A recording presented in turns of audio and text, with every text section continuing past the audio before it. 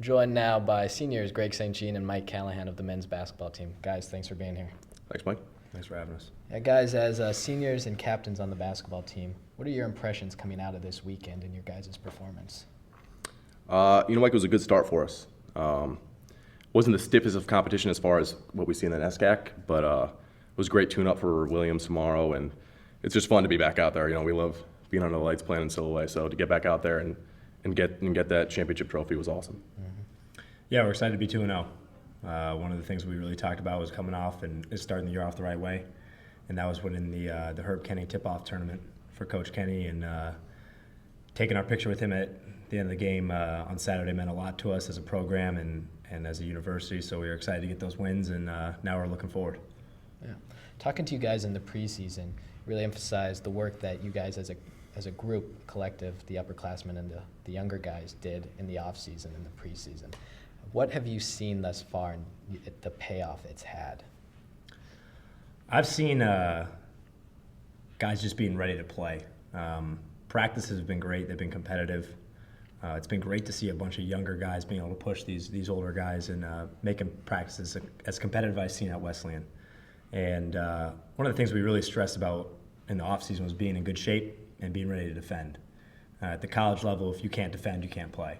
And we had the guys ready to defend right away, and Coach Riley and the coaching staff's done a great job putting emphasis on that early on in the season. And I think that's been kind of our motto as far as in our identity as our team is being a team that can defend. And I think that's something we worked on this offseason a lot and has paid off thus far for us. Yeah, like Coach Riley said, we only have 13 practices before our first game, so the fall is crucial. And as far as the younger guys, it's been a lot of fun starting to practice with them because, like my position, Rasheed Epps and Bill Claflin, they beat me up every day. And so when I go out there for regular games, it's like, Billy's not in my back, today. So it's makes it a lot easier and it's fun. Yeah. As seniors on the team, what do you guys do for prepare yourself for practice and for games to be a leader for these younger guys? I think on game day, as a leader, for me at least, when I was younger, it was a lot of nerves, and especially with the younger guys who play, maybe like Brian or Avery, especially last year, it's just try to have like a calm mentality, and that we're not freaking out on the floor, and just kind of be a steady, emotional leader, and try not to get too high or too low, and focus on that next play. So. Mm-hmm. Yeah, definitely.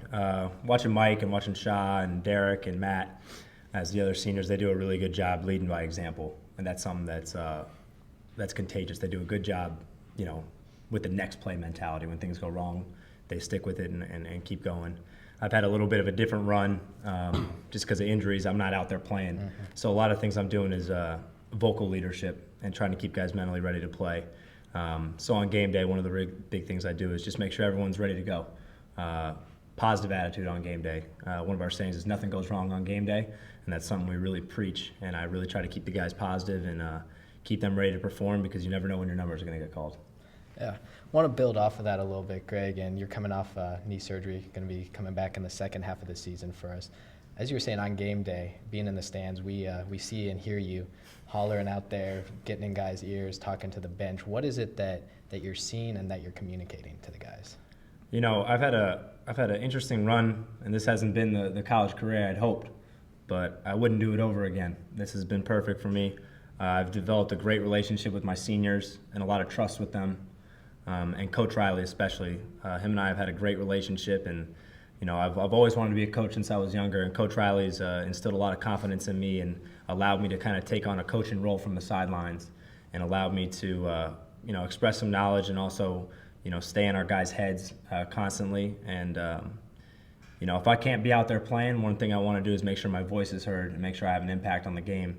And our team, is great. They're really coachable, and they respond well, and it's a respect issue.